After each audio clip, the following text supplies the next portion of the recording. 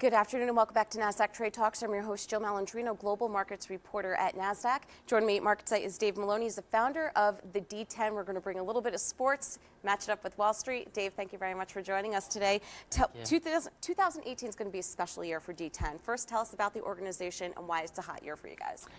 Sure. So the why it's a hot year for us is that we are, Jill, going to celebrate our 10th anniversary in New York City. You know, this was an organization that I founded 10 years ago. Really by accident. It was a really sophomoric origin, which is I put together a contest with 11 friends and rented a park in New York City to settle a friendly bet to decide who was the best athlete. And here we are 10 years later, an organization that's nationwide that's raised $10 million for kids with cancer. So tell us about the evolution of D10, where you started and where you are now, who's participating, and what's exciting, what's on the horizon. Yeah, so like I said, I mean, it was a really innocent start.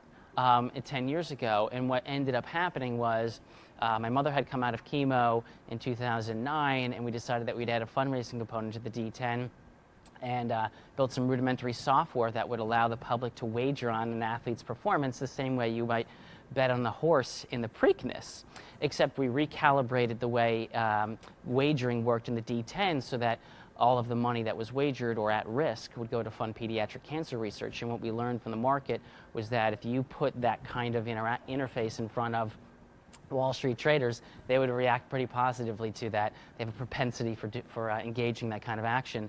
And we raised over $10 million with a really select group of athletes. And so the trajectory of the company has been pretty astounding.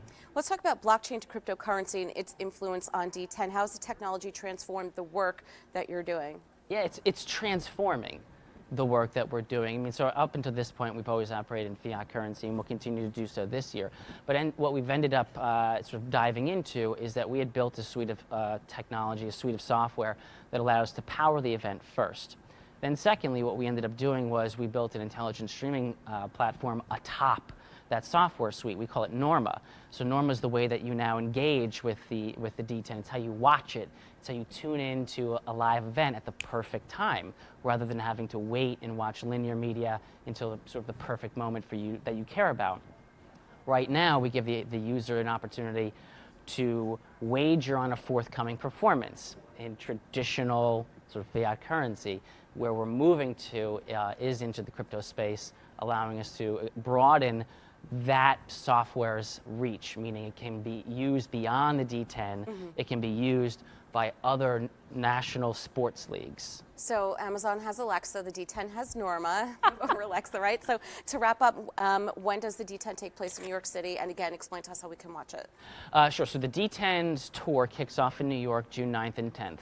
You can watch it live at Columbia University's Wien Stadium, or you can watch it on Norma. Very simply, here's what's going to happen. Let's say you're at the Hamptons that day. Rather than tuning in for a 4.5-hour program, which is the duration of the D10, you launch Norma. You follow your favorite guy or guys who are participating in the D10. Norma will notify you in between sips of your margaritas when to launch the player and tune in at the perfect time to watch the perfect player, the one that you've chosen, compete.